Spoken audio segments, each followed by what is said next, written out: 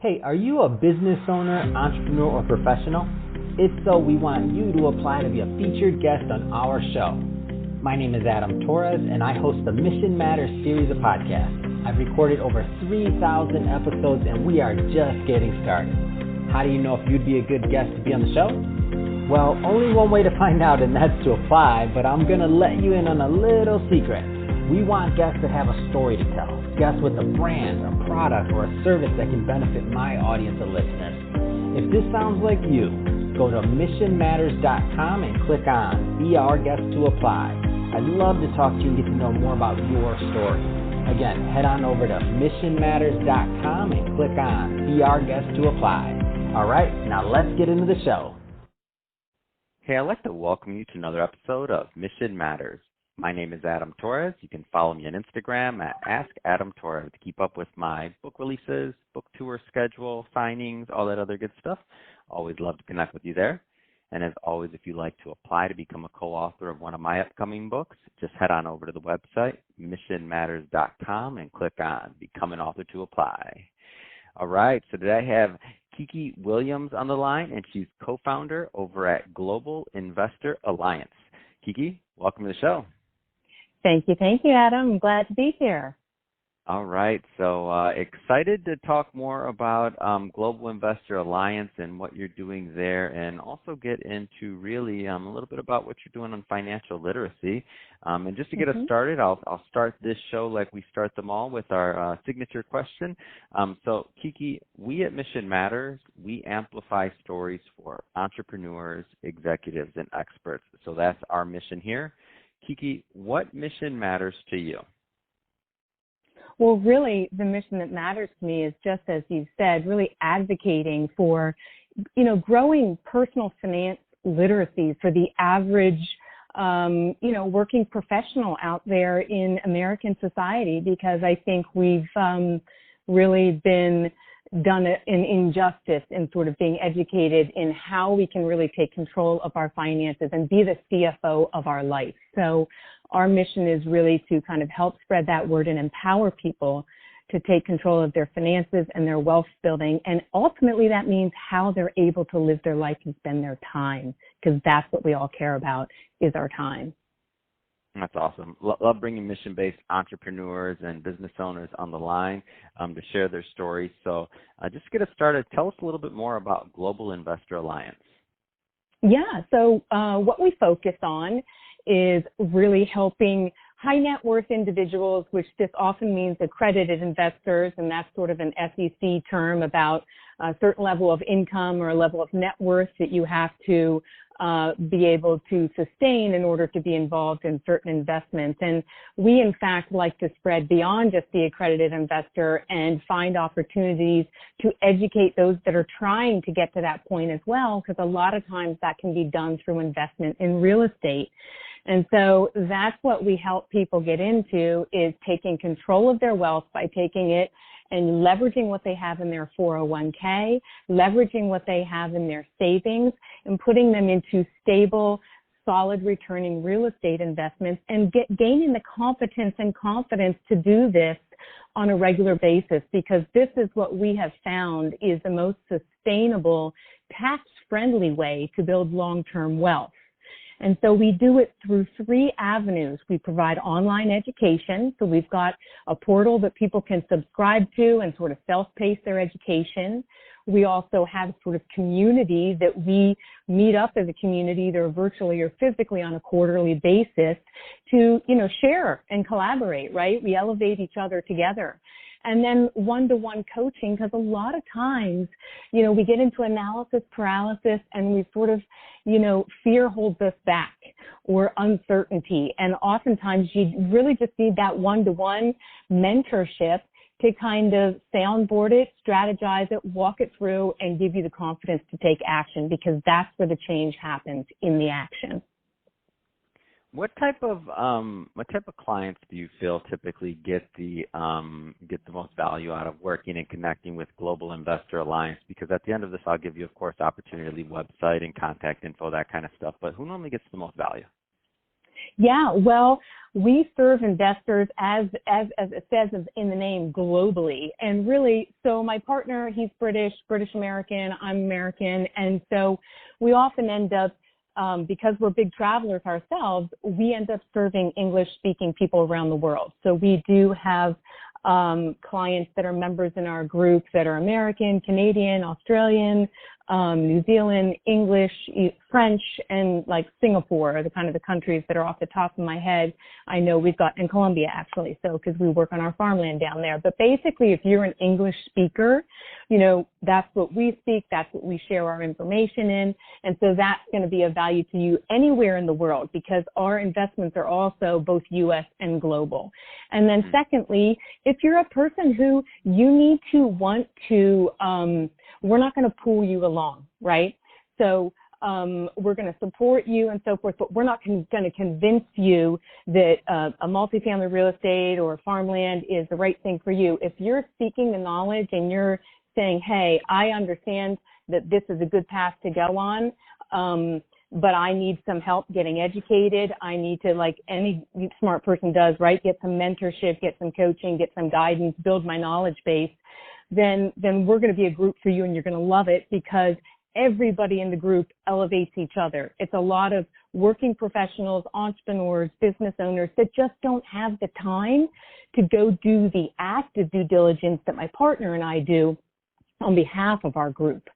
And so as that passive investor who really wants to keep your active income going, W-2 or your business that you run or what have you, but you know you should be in real estate and you want to talk about asset allocation and really collaborate with other people about their paths and learn from that, almost like a mastermind if you think about it, Adam, then that's the kind of path. But for the passive investor, not somebody who's looking to become an active syndicator or something like that themselves. A lot of people focus on that, but we kind of focus on those folks that we were, the ones in the corporate grind that really just needed partnership with other investors because of the lack of time that we had available to invest in it.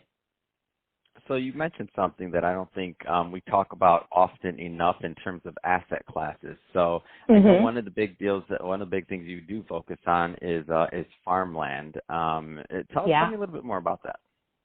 Yeah, absolutely. Well, we've sort of coined ourselves as like the Maslow's hierarchy investors because when you think of the Maslow's hierarchy of needs and you think of the basic physiological needs that we all have, certainly food and shelter are two of them.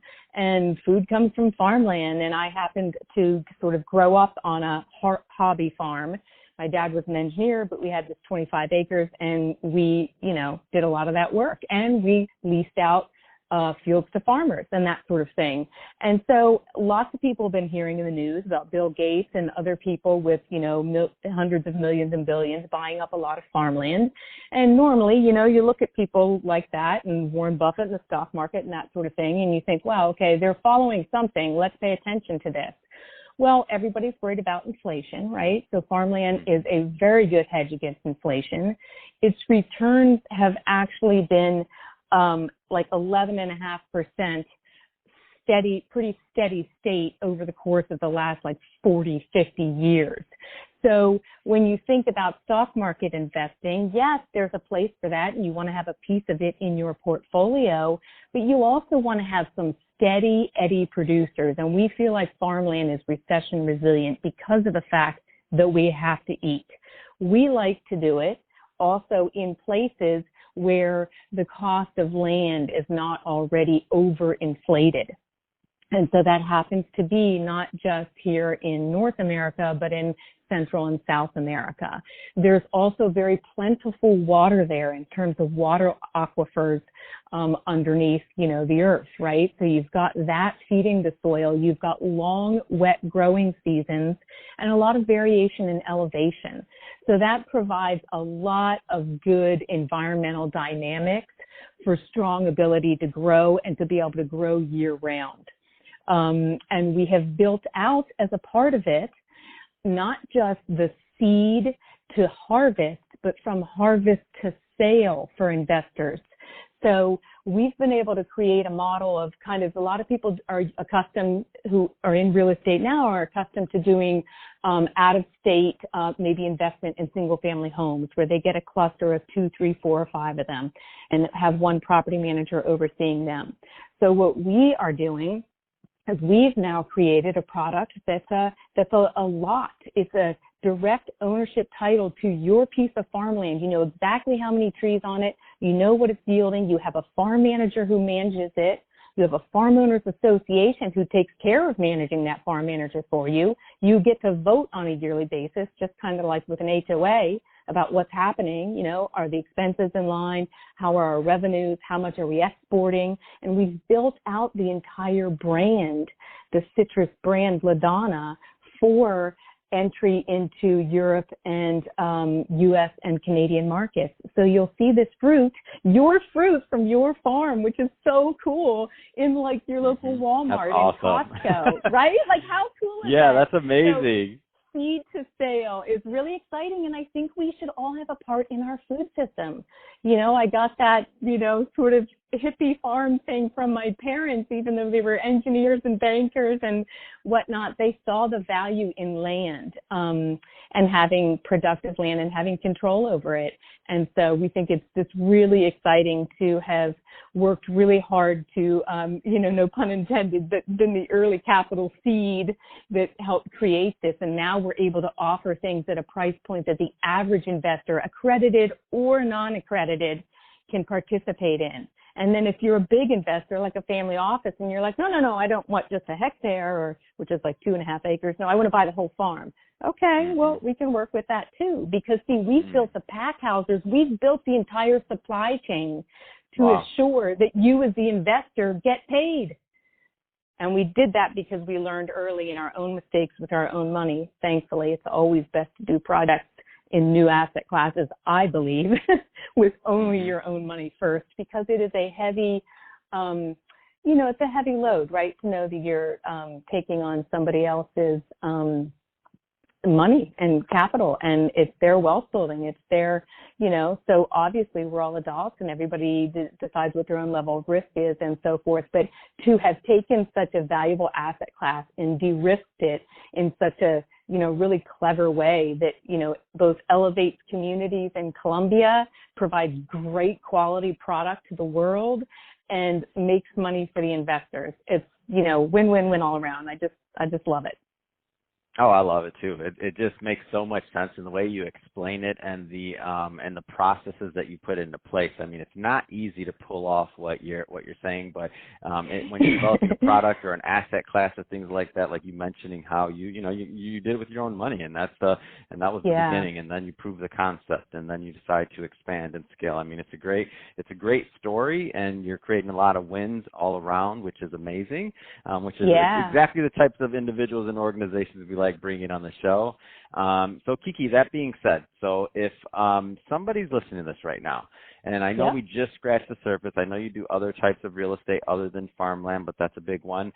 If somebody's listening to this and they want more information and they want to connect, to follow up with you and your team, to learn more, whether it's the educational side or the investing side or any of that that we spoke of today, what's the best way for them to do that? Yeah, very easiest way is to just go straight to our website, www.globalinvestoralliance.com. And right there on that home page, somewhere on that page, you'll see an orange button, book a call, book a strategy call. Because honestly, I mean, I find the best way to just get a sense of if I'm going to be able to help somebody, and I like to just start with understanding, hey, what are you trying to accomplish? You know, where are you coming from? So to book that call and spend 20, 30 minutes having a chat is always the best way to find out if the things in our group that we offer are able to help you get where you want to go. And I mean, that's what it's about. And you'll get lots of sort of collaboration and brainstorm along the way. And hey, it's an investment of your time, and you should be investing that in yourself. So that's the easiest way to do it. You can find me on LinkedIn. I'm sure you'll put that stuff in the show notes, but you know, get on my calendar and let's have a conversation. If you want to go through the website, how it works is a great page that kind of like gives you an overview. Some people like to spend time doing homework first. Others like to just hop on the phone. I'm open to either one. Fantastic. Well, Keke, it's been a pleasure having you on the show today and learning more about how you're helping investors and clients and really just educating people at the same time. I mean, it's a great, again, great mission. And to the audience, as always, thank you for tuning in. Hope you got a lot of value out of this. Hope you learned a lot. If you did, don't forget, hit that subscribe button. We definitely want you to be a return listener and a return visitor. We have many more mission-based entrepreneurs and businesses coming up for you, and we don't want you to miss a thing. And Keke, thank you again for coming on. Again, it has been a pleasure. You bet, Adam.